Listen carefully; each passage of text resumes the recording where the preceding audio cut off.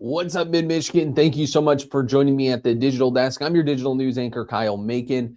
And happy Tuesday, you guys. It looks like it's actually going to be a pretty nice day, 41 degrees. Feels like summer for a lot of us, dealing with, mid-teens weather like that. But hey, it's only Michigan when you go from a few weeks ago, we had snow constantly, cold weather to no snow, getting ready for Christmas. And it looks like Christmas, guys, it is not going to be a winter wonderland. It looks like it's going to probably rain and be partially sunny on Christmas.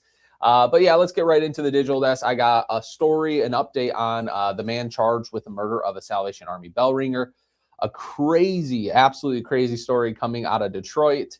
And then the story I did yesterday that got a lot of traction. So let's get right into it and take a look at the big stories coming out of Mid-Michigan.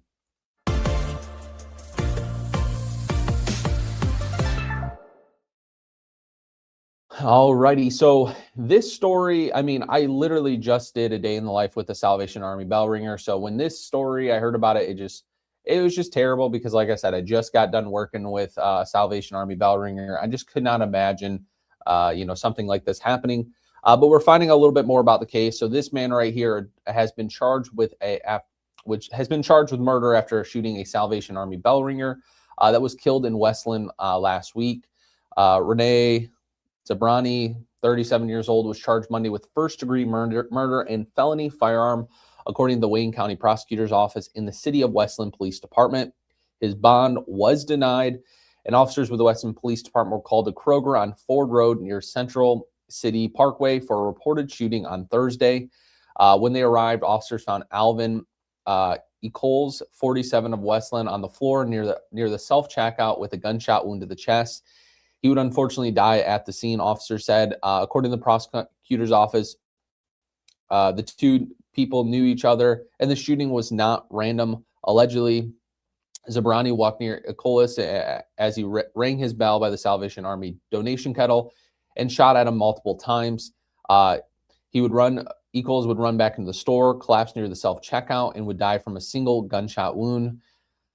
So pretty much just wanted to give you guys an update on this. So he will have his probable cause hearing on December 30th, following a preliminary examination on January 8th. So yeah, guys, so pretty much the story is that the Salvation Army bell ringer and this gentleman knew each other. We obviously don't know what went about, what caused this upset, to the point where you're going to actually murder someone. But yeah, so they knew each other, sounds like, coming from Westland Police. But unfortunately, like I said, one shot unfortunately did kill the gentleman that was Salvation Army bell ringer. But yeah, we'll find out more, I'm sure, as soon as, obviously as the court proceedings go, we'll probably find out a little bit more about what kind of led him there. Maybe they're fighting or whatever it was that led up to this. But we'll keep you guys posted as soon as we hear about it. In a story that's been going national and it's been trending all over, a hospital allegedly lost a chunk of a patient's skull, offered him a $25 gas card as a repayment. No, that is not a joke. This is what some people are alleging at a hospital in Detroit. So pretty much there's a woman is saying, her name is Etta Burton, went to Ascension St. John's Hospital on June 14, 2023 for a stroke that required a decompressive right. Guys, I'm not a good pronouncer, but pretty much removing the brain, which would require part of the skull to be removed to relieve pressure on the brain, according to the Oliver Bell Group, who is representing the family. The surgeon was clear that the skull was to be preserved so it could be reattached after the swelling subsided as it lowered the swelling. And a release from the Oliver Bell Group to the PR Newswire read, when that time came, the medical team made a shocking discovery. The hospital had actually lost the piece of the patient's skull. The patient was told that the hospital mixed up her skull with the body parts of another patient who had a similar name. The patient was given a prosthetic replacement and a $25 gas card as a compensation for the mistake, the Oliver Bell Group said. The family reportedly filed a lawsuit against the hospital and seeks full compensation to support Burton's medical needs and well-being. This is coming from that Bell Group. Our client deserved dependable medical care during a life-threatening emergency, said the attorney Allison Glover. Instead, she suffered an affordable and life-changing injury due to simple negligence. She stopped talking, really, stopped eating, like bedbound. She had bed sores. Burton's daughter, Erica, told WDIV, which is one of our affiliates.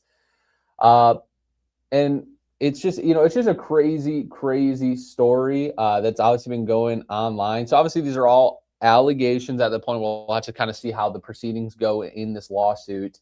But let me know in the comments what you guys think. I mean, I would be pretty upset if that happened to me or any of my loved ones, or, you know, even if you guys came to us as reporters and said, hey, I got this crazy story. Yeah, that's a crazy story. So obviously it's all allegations at this point. But I feel like during the court proceedings, more information and more facts will be provided. But still a crazy story. So let me know what you guys think in the comments. A $25 gas card for losing part of your skull during an operation, which it should have been saved. Crazy story. But let me know what you guys think in the comment. I mean, it does not look good. But moving over to the story I did yesterday, I mean, I couldn't ask for a better way to start my Monday than hanging out with Jill Keeley. She was absolutely adorable, and she got pretty much a Christmas miracle. So she's a military widow. She needed a roof repair, but obviously, like many people, even just, you know, people that are working, you know, you just can't afford to do a roof replacement. I mean, that's one of the big ticket items. And she's actually, you know, on a fixed income, like, you know, a lot of other people across our state.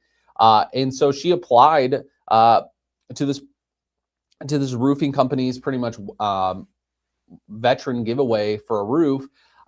And she was selected, and it was just such a cute story. So her husband, Terry, was a Coast Guard veteran.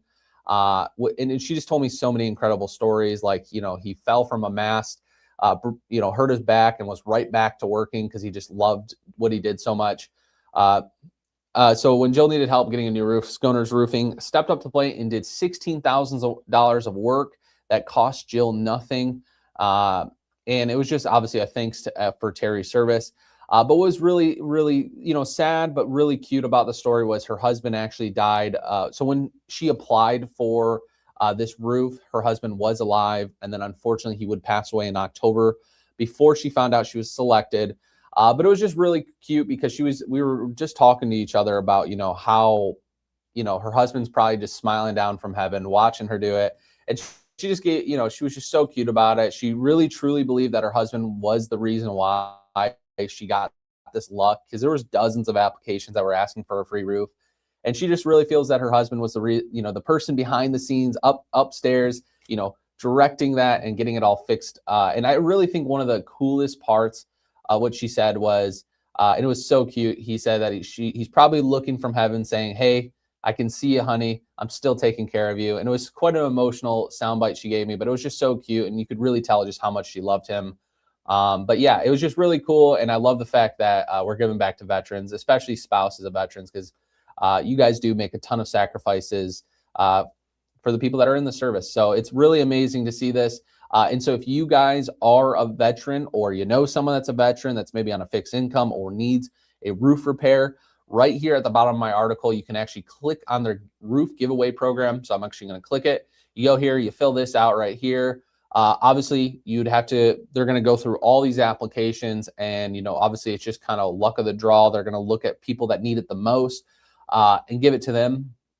But yeah, just kind of put in all your information, and it never hurts to give it, you know, give it a try. But yeah, like I said, at the bottom of our article right here. So you just find this article, amazing gift before the holidays, scroll down, find a link, but please make sure to tell every one of your veterans friends, or anyone that, you know, is a spouse to a veteran, let them know about this program.